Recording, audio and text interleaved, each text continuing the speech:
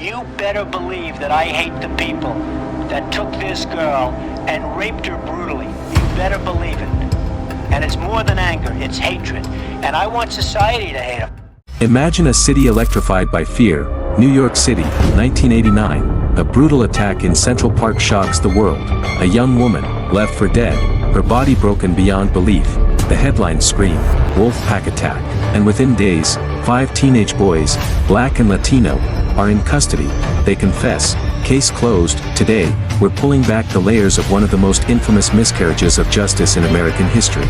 The story of how 5 innocent kids became the Central Park 5, how a city's thirst for vengeance crushed truth, and how decades later, the truth clawed its way back. Welcome to Dark Chronicles, where shadows hide the truth. April 19th, 1989, the night starts like any other. Teens from Harlem head to Central Park, laughing, messing around, some getting into fights, most just being kids. At the same time, Trisha Meili, a 28-year-old investment banker, goes for a jog. Then, violence. Meili is attacked, savagely beaten, raped, and left unconscious. When police find her hours later, she's barely alive. Her skull fractured, her body battered, she falls into a coma, panic explodes, the media whips up a frenzy. A wilding gang is loose, police round up boys from the park that night, anyone remotely near. Yusef Salaam, Kevin Richardson, Antron McCray, Raymond Santana, and Corey Wise, kids aged 14 to 16, are pulled in. Hours turn into interrogations, no lawyers. No parents, just cops, fluorescent lights, and promises they could go home if they just told the truth. Under pressure, exhausted, terrified, they break. Each boy signs a confession, most placing blame on the others. None of their stories match. The timelines are a mess. But the police have what they need, a neat, tidy narrative. Case closed. Right? The city erupts in rage. Newspapers plaster the boys' faces across front pages. They're branded monsters, politicians, N.A. Real estate tycoon named Donald Trump, call for the death penalty. Full-page ads run, screaming for blood. Meanwhile, physical evidence tells a different story. DNA found at the scene doesn't match any of the boys. No blood on their clothes, no matching footprints, but no one cares. At trial, prosecutors lean heavily on the confessions extracted after hours of coercion, manipulation, and fear. Defense lawyers push back. No physical evidence links these kids to the crime, but it doesn't matter. Juries, inflamed by media hysteria, convict them all. Antron McCray, Kevin Richardson, and Yusef Salaam are sentenced to 5 to 10 years in juvenile facilities. Raymond Santana gets 5 to 10 as well. Corey Wise, just 16, is sent to adult prison, where brutality awaits. The city breathes a toxic sigh of relief. The animals have been caged, but underneath, the truth festers. 12 years later, 2002, a man named Matias Reyes, serving a life sentence for other violent crimes, comes forward. He confesses, he alone attacked Trisha Meili that night. Details only the real attacker would know pour out. Details the Central Park 5 couldn't have invented. DNA testing confirms it. The boys, now men, had been innocent all along. The system didn't just fail them, it crushed them, it stole their youth, scarred their souls, and shattered their families. Their convictions are vacated, but the damage, irreversible. They sue the city. In 2014, New York settles for $41 million. But no apology can buy back the years lost. The Central Park 5 case isn't ancient history. It's a mirror reflecting how quickly fear, racism, and a hunger for retribution can warp justice. It shows how confessions can be manufactured, how innocence can be irrelevant when society demands a villain. And it's not an isolated tragedy. From Rodney Reed to the Dixmoor 5, to Curtis Flowers and beyond, America's prisons still hold the echoes of wrongful convictions, many born from the same poison: racial bias, hasty investigations, media pressure. The Central Park 5 reminds us, justice isn't automatic, it's something we have to fight for, every single time. Because when the system hunts based on color, not evidence, none of us are truly safe. As the dust settled from the overturned convictions, a new question hung heavy in the air: how did this happen? How did 5 boys, none older than 16, become villains in a story they didn't write? The answer, like all real crime stories, isn't simple, but it starts with fear. New York City in the late 80s was a powder keg. Crime rates soared, the crack epidemic ravaged communities, and racial tensions simmered at a breaking point. The Central Park Jogger case detonated like a bomb. Overnight, the narrative wasn't about one victim, it was about a city under siege. And the 5 boys, Black and Latino, became the perfect scapegoats. They fit the stereotype the media needed. Newspapers ran headlines using words like wolf pack and savages, painting the boys not as children but as predators. Every grainy mugshot, every grainy video clip played again and again on TV screens, hammered the story deeper into the public mind. These boys were guilty. No evidence.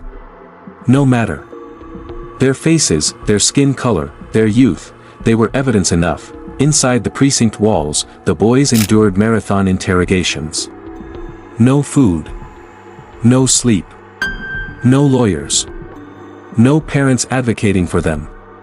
Instead, officers leaned in, whispered promises, confess and you can go home. Lie and you'll never see daylight again. The boys, isolated and scared, did what many trapped people do, they told the police what they wanted to hear.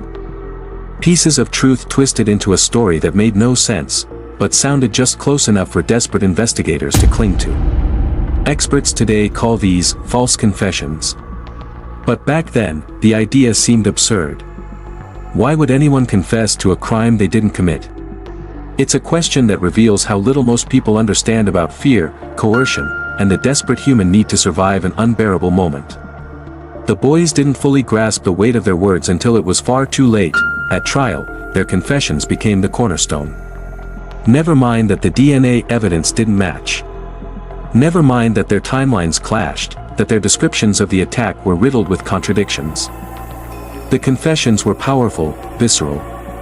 Played in court, the tapes showed scared boys, heads low, admitting terrible things. Jurors, steeped in media bias and societal fear, never stood a chance of seeing the bigger picture.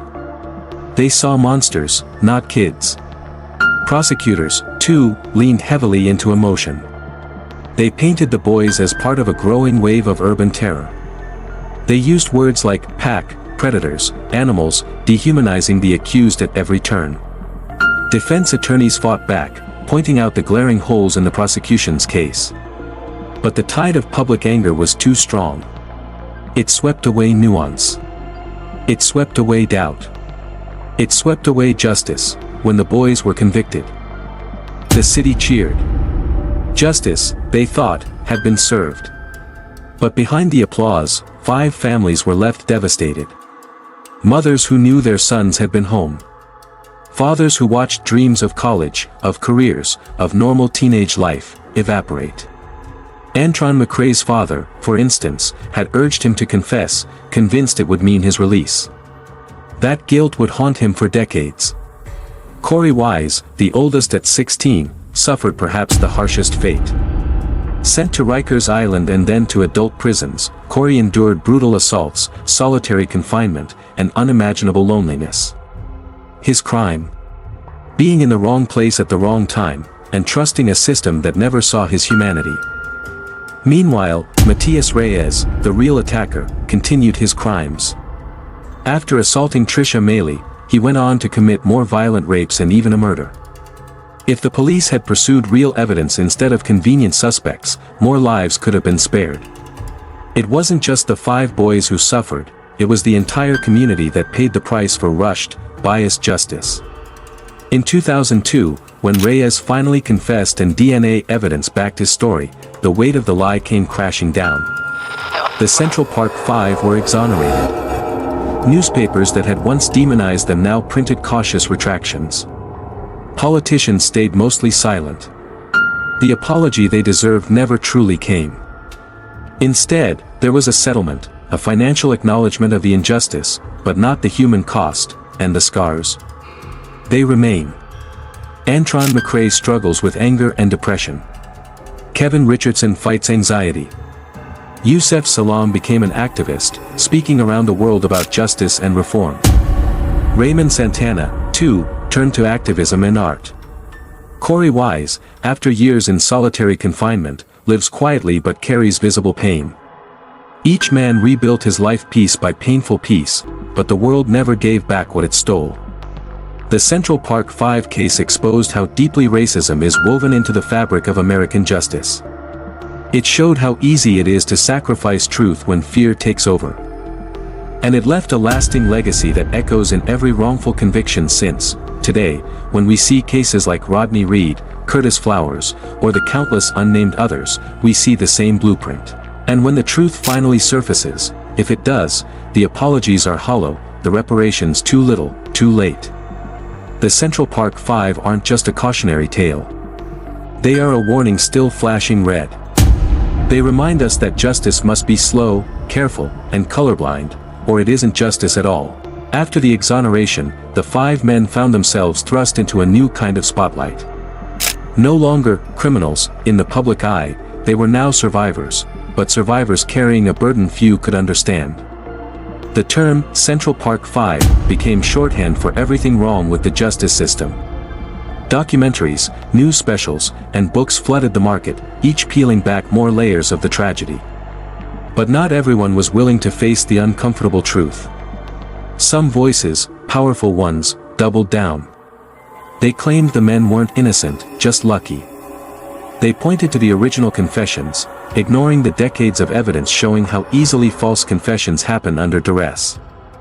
They clung to their version of the story, unwilling to admit they had helped ruin lives. Meanwhile, the men filed a civil rights lawsuit against the city of New York, alleging malicious prosecution, racial discrimination, and emotional distress. The battle dragged on for years. City officials resisted, citing complicated circumstances. But public pressure mounted. Advocates, activists, and ordinary citizens demanded accountability. In 2014, under Mayor Bill de Blasio, the city finally settled for $41 million, about $1 million for each year wrongfully spent behind bars. Money can acknowledge harm, but it cannot erase trauma. It cannot return stolen years. It cannot heal the scars left on minds and bodies. Corey Wise reportedly used part of his settlement to fund scholarships for the wrongfully convicted.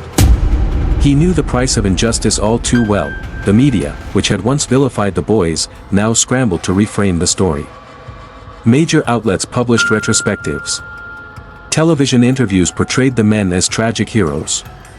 Netflix's miniseries, When They See Us, directed by Ava DuVernay, brought the story roaring back into the national consciousness. Millions watched in horror as the true depth of the injustice was laid bare.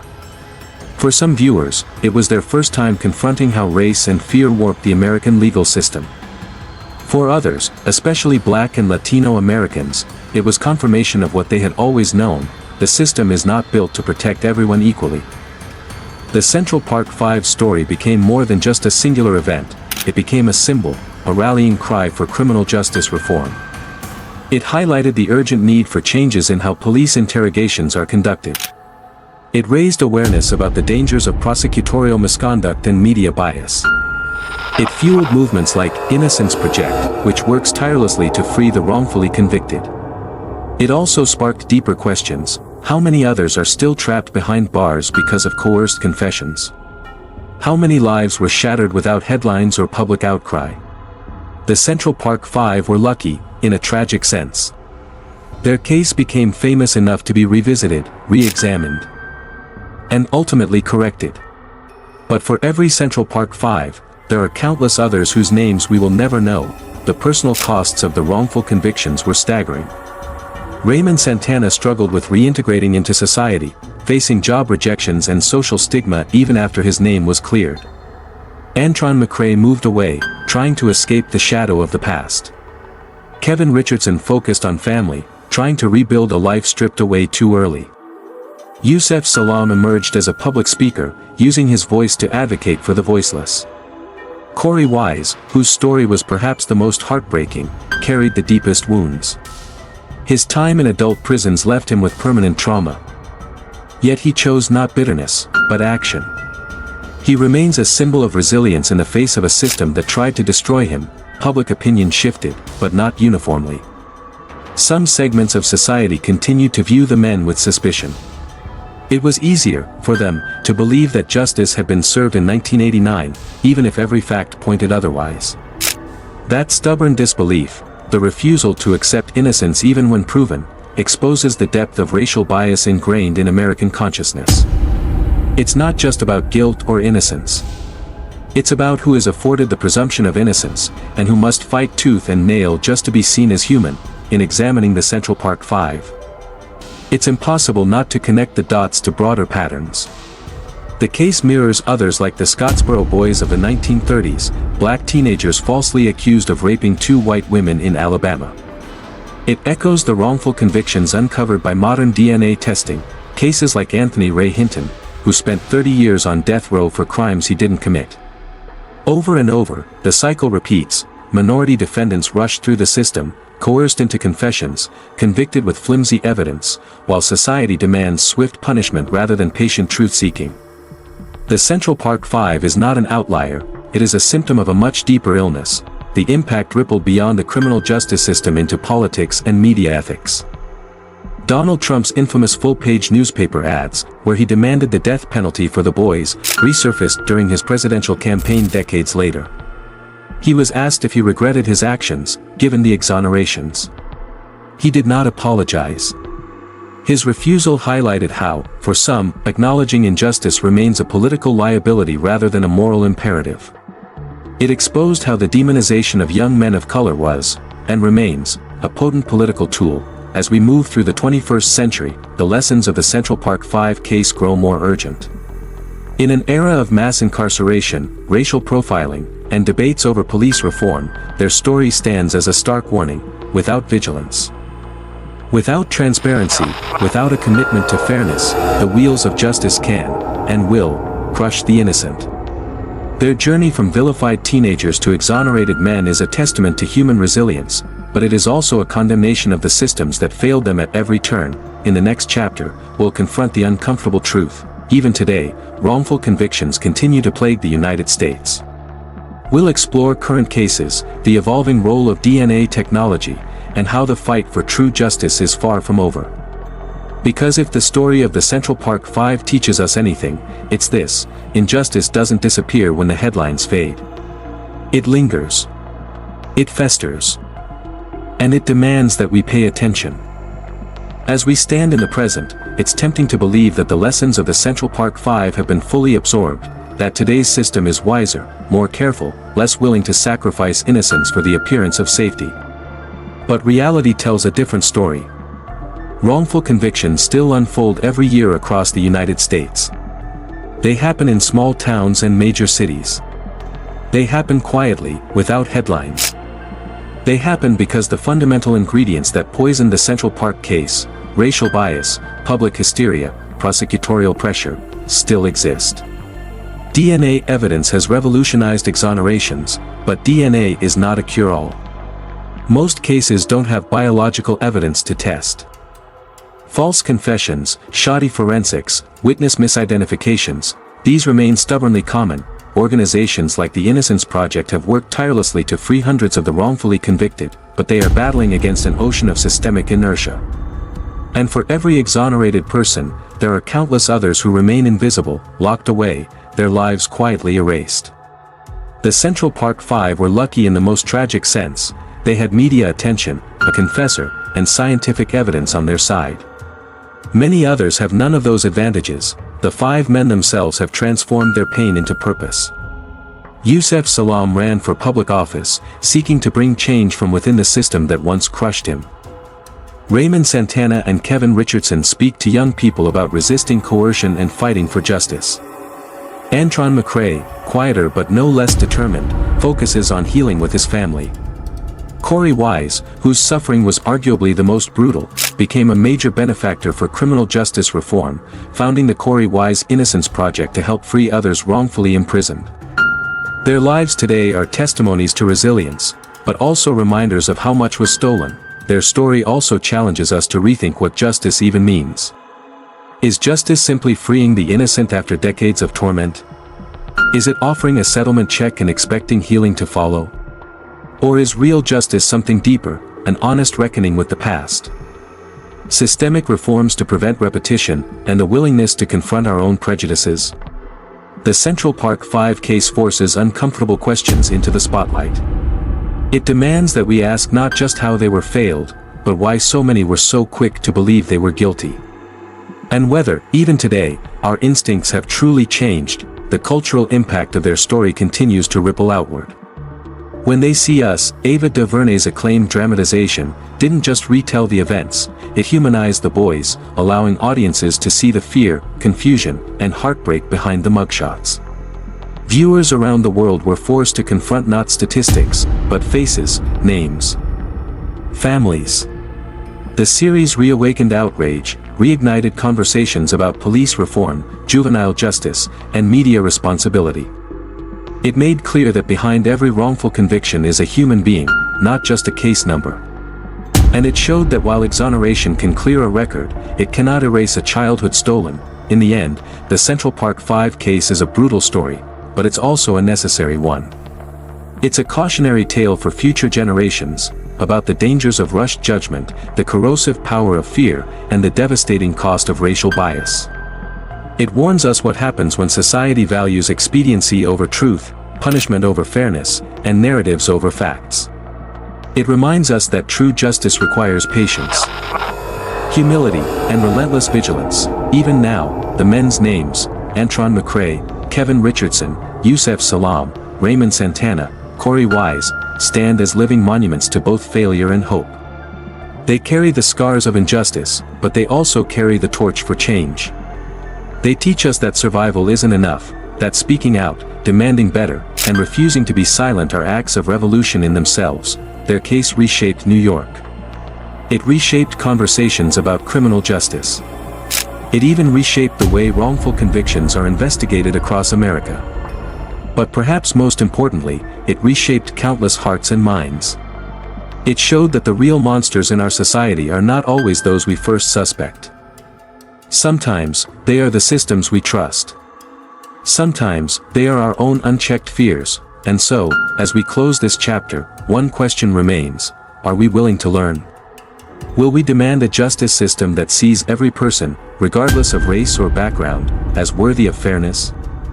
Will we slow down, look deeper, and choose truth over fear? Because if not, if we let fear, anger, and prejudice dictate justice, then the tragedy of the Central Park 5 will not remain history. It will remain our present. And it will define our future. This has been Dark Chronicles. Thank you for joining us on this journey into one of the most harrowing, and important, stories of American justice. Don't forget to like, subscribe, and stay tuned, because as long as injustice exists, there will always be another story that demands to be told. Until next time, stay vigilant.